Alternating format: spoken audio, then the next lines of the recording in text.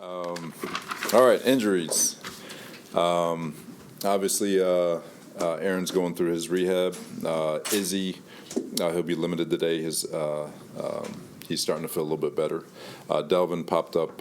It's going to pop up on the injury report, dealing with a AC shoulder, but I think he's going to be. He should be fine. And then a bunch of guys are limited in full today. What about the guys, Robert, who are in the IR window, other than Aaron? Yeah, so it's Wes and Hardy. We'll get a good evaluation today and make a decision. Yaboa's too? Yaboa's part of it. Not anticipating Yaboa quite yet. Is Aaron gonna practice today? Yes, I believe he. I think that's part of his rehab schedule is today. So he's alternating. So no one's ruled out then for Sunday on the injury report? On the injury report, the guy who's ruled out is Aaron. Right. I'm just looking at it. He'd be the only one. Robert, does this, we're in December now with 7 losses. Does this start to feel like the playoffs kind of start now for you guys? I feel like the playoffs are always from week 1 all the way through. You could say it's almost sudden death, I guess you could say that, but you always have to have the mindset to play everything like a championship game and train yourself to operate that way. If you're waiting to ratchet, to turn it up when it becomes life or death, I guess you could say, it's too late. So we've got to continue the same approach with regards to mindset and training ourselves to approach every moment like a championship moment. But yeah, our backs are up against the wall, and we got to continue swinging. The fact that Aaron has said about his potential comeback, that if the guys are still in the hunt, does that add an extra layer of motivation to this whole big picture? It shouldn't. Like I said, if that's an external motivator. We should already be motivated to be our best, and that's what we're trying to train. And a lot of young guys on that offensive side of the ball who are head above water with regards to scheme. So they're, to help them focus on the things that actually make scheme and football come to life is our style of play. And so to answer your question, as an external motivator, those are usually good for a slight push, but it can't be how you live. You mentioned getting younger on offense. Has there been any consideration to just sort of, whether it be change play calls or change the way that they're operating the offense from a coaching perspective? Is there any thought process to that at this moment? No. We've done a couple things with sending Hackett to the box and having him sit next with him and Downing sit next to each other. But as far as play calling and all that stuff, it's already a collaborative effort with how we game plan. And but as far as calling the game, no consideration. How critical is it for you guys to get someone to emerge as kind of the number 2 target and just take some of the attention off of Garrett, and maybe then he can stop pressing and maybe this offense can go a little bit? No, it is big. When you look at the team we played last week. You got Waddle, you got Tyreek, and Garrett already garners a lot of attention. But the number 2 can come in many forms. It can come in the form of a run game. It can come in the form of the tight ends, backside of the backfield in the pass game. So it can come from anywhere. And we've got guys here that we think are capable of it. We just got to continue to find ways to develop them. But it's an exciting time for the 3 undrafted rookies that we've got that are being thrust into action to see if one of them can emerge over these next 6 weeks. And so there's a lot of things to be excited about, but it is critical to find a number 2 option to relieve him of some pressure. You've been high on with this week's game, Falcons, the running game that they have, they've got 3 guys in the backfield that can, make plays. What are you looking at as far as going up against them? Yeah, they're a talented bunch. O-line, it's year 3 of the scheme for them. They're in sync up front with how they operate. The 3 backs they have, they're all unique in their style also. That's what makes them pretty cool. Their first-round pick is dynamic. He's going to be special. But all 3 of them are unique, and they have a play style that's pretty cool. On the outside, you got the Pitts kid. You got Drake London, John, who does a great job. So they're really good all the way around. And I think Ritter, we had him at the Senior Bowl. I think he's a young, exciting quarterback. He's just got that bravado to him. Just remembering from the Senior Bowl, that's contagious. But it's a really good group, well-coached group, physical group, and it's going to be a challenge. Been high on Carter Warren with Dwayne Brown and Ty Becton practicing. Is there an expectation that he's going to play on Sunday and one of those veterans is going to sit and sort of mentor him from the sideline? We'll see how today goes. But yeah, we got full faith in Carter going out there and performing. Knock on wood for him. He's been doing a really nice job, surprising.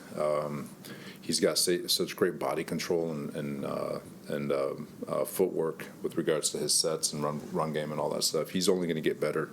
But considering that he missed all of OTAs in training camp and has been playing catch up, for him to put out the tape that he's put out, and he's only going to get better. And it's exciting to see him kind of develop. He's got a chance to stick for a while. Is Dwayne a possibility this time? He's a possibility. Again, we'll see how today goes. With going back to Garrett, after the game he sounded like exasperated, out of answers. Guys who like that have never lost much in their career, do you worry about, losing them in some regard in terms of like the frustration levels, or is that good to see that they're that frustrated? It's good to show because it shows that they care. It's a good question, but it's a tough pill to swallow for people when explained this way. But the result of the game can't affect how you operate day to day, because you could have the best game of your life, the best process of your life, the best game of your life, and you can still lose. You can have, in Garrett's world, he can run the greatest routes. He can be blocking his tail off and end up with a couple of targets and no catches, even though in his mind, he was running around and just so, there's things that you have no control over. And it can be frustrating, and that's why people get frustrated. It's not because they're not out there dominating what they got control over. It's because they're not able to gain control over the things that they don't, and that's where frustration comes in. And so you just got to understand that and stay focused on the things you got control over, and be satisfied with the fact that some days even your best isn't good enough.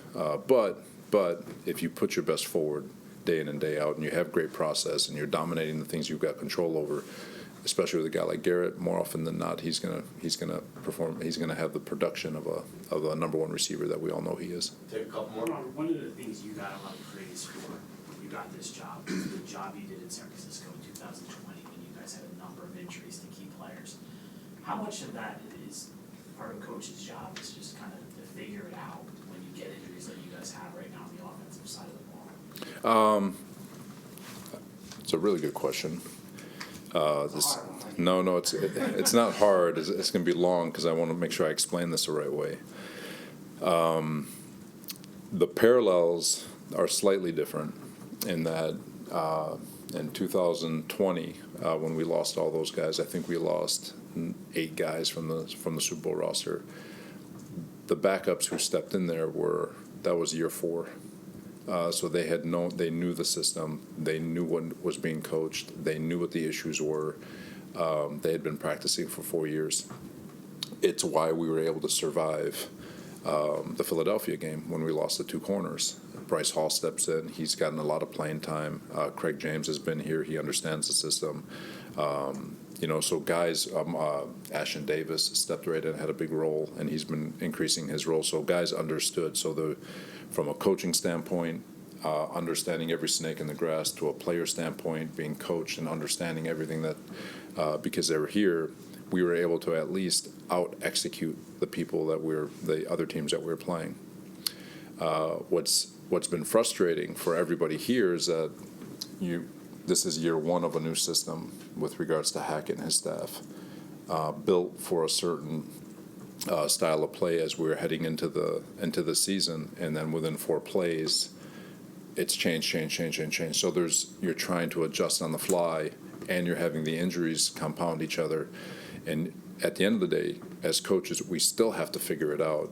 Just the parallels are a little bit just slightly different in the regard that year 1 of a system, and they're really behind the 8 ball with all of us are trying to figure out what works for the current group, and And like I said, I felt like we were doing a good job, in terms of from New England, Kansas City, Denver, really getting good. Had decent production against Philadelphia, and then that Giants game feels like it's where the wheels fell off on with all the injuries that piled up on the offensive line. But never an excuse. It's just trying to understand it so we can find a way to get it better. Last question. Tell us about your shirt. So we're this week with My Calls, My Cleats, we're recognizing Coach Napper. If everyone remembers, 2 years ago, he tragically was hit and killed by a distracted driver. So we're running the steps for him on Sunday.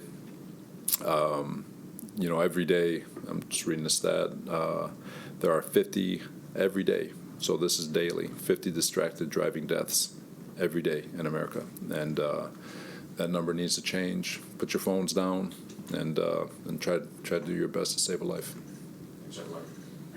Thank you. You said Atlanta has maybe the most aggressive corners he's seen all year. How can you flip that around and use that aggressiveness against them? No, you definitely can. You have to have a plan to attack them. They are really aggressive. They're really handsy. They have really, two really good corners, and one of them I've got to play against a lot but in college, Okuda, my freshman year, and then AJ Terrell I've seen a few times, or one time in college as well. So, watch out, watch out, bro. But they got a great group, man. So anytime you get challenged like this, you're excited. But not only a great group, the way they play really tests you, and I'm excited. Okuda was a teammate, right? Yeah, he was. Saleh talked about number 2 receiver, the fact that you've been predominantly the number 1 focal point of this offense. Do you feel added pressure that there hasn't really been a consistent number 2 option for this offense? I feel like I feel pressure for a lot of reasons, not because of I wouldn't say for that reason, just because of the lack of production on offense we've had and how, every rep, when it gets to that point, you're into week 12 and you haven't scored as many points, how every rep seems so magnified and how every, target you get seems like the one. And that's just kind of, ball. But I wouldn't say it's for that reason. I feel like we got a good group, and no one's had the production or the plays that they've wanted to make this season. And that's kind of what happens when you stall on offense like we have. So hopefully these last 6 weeks we can really put it out on field so that we can really all show our true ability, because we have everything we need here. It's just about finding a way to prove it to the world. You were distraught or out of answers after the game on Sunday. How quickly do you turn the page from that and not kind of let that ruin your week? Yeah, you can't. In this league you can't. Otherwise you'll be finding yourself in the same boat next week. So it's always got to be this, whatever the result was, win or lose, take it all in, feel the emotions and move on. And that's how I've kind of gone about every week. And that's how I'm going to keep going about it. I feel like that gives me the best, chance to have success the following week. Do you think you found any answers? Anything you personally can do to make a difference? Yeah, I feel like, that's always my job, is to figure out how I can do my job the best of my ability to help us reach our team's success.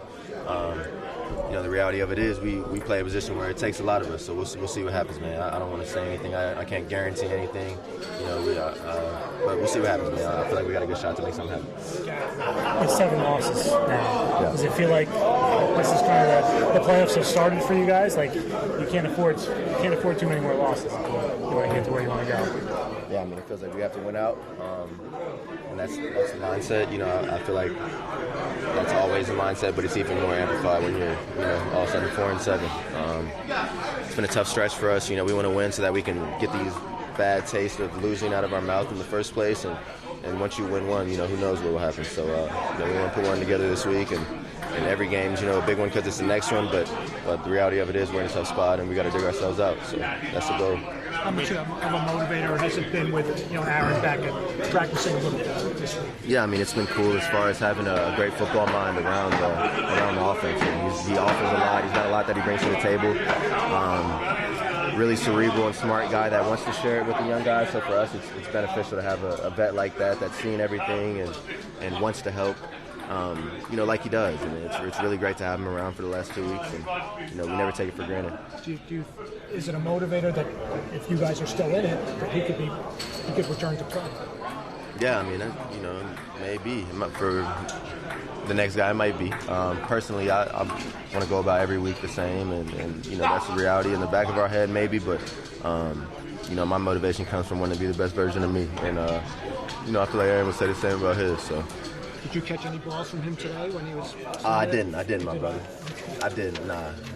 Yeah, can you and Tim build off, I don't know if it was the last drive, the touchdown drive. Can you and Tim build off anything from that going forward here? Yeah, it felt good to get in the end zone, and I know that it kind of reminded me how good and sacred it is to get in there. So for me, I'm going to be hungry for it the whole game, and I feel like we built on something, and having that another week of practice and another week to get to know each other will help, We go about our things the right way in our preparation. Every rep we get together is a huge rep as far as our practice week, because they have been limited and we haven't been able to get them throughout the whole season. So the only thing we can do is improve is our mindset. We haven't played well. We haven't done what we wanted to do. We feel like the only way is up, and that'll show. Has the offense been have you guys been discouraged? I mean, as an offensive unit, just not just after the games, but going through these weeks lately? Most definitely, my brother. It's you put everything into your project and you don't get the result you want, you're going to be discouraged, so you probably would be, and that's what the boat we're in. We put everything into this and we haven't got what we wanted to out of it, so it's been tough, but we got to keep rolling, and that's why we're paid to do what we do. What about their defense overall? I asked you about their corners. Their DB group is. We feel like the strength of their defense. A lot of young guys that fly around. It's multiple defense where you're going to get a lot of different looks based on what they fear in your team. So as far as watching film and stuff like that, we've watched it to try and anticipate what look we're going to get instead of watching it knowing we're going to get the exact same look, because they're probably not going to guard us like that. And that's been the mindset this week. For our prep. How long did it take you to get over that last week's game? Because I know you looked so down after the game. How long did it take me to get over it? Yeah. I'm still not over it. I ain't gonna fake. I hate losing, bro. I don't really get over it. It's just as far as what I can give, and how I have to go about my business. It's not like I can, what's the word I'm looking for? Think about it too much. But I'm never over that. I like to resort back to that to figure out why we lost, because it'll show up again, and I don't want to be a repeat offender of mistakes I made, of mistakes we made. So you can't lose sight of it, but you gotta be able to bounce back, and having that taste in your mouth and reminding yourself that will hopefully catapult us to get it done this week. Whatever it takes, whatever mindset you need to have to get it done. Is your elbow going to be bothering you the rest of the season, or is this a factor? Yeah, we'll evaluate after the season's over, but I know what I'm getting into with it now, and I'm going to be out there. Garrett, I wasn't here for the beginning. No worries. Who'd you lose the bet to? I don't know if you spoke. I lost a few bets. I lost to Caroline. So me and Rucker are in some Michigan gear today, and that's how it should be. But next year it ain't gonna be this way, and she's had to deal with some losing seasons too. So that's how it goes. Rivalry. How much did it hurt just putting it on? It hurts right now. I know that. I'm trying to cover it up a little bit. Be standing like this. It hurts, man. I can't lie. I've never had these colors on before. They don't feel good on me. They probably don't look good, but I lost the bet. And I'm a man of my word. Got to put it on.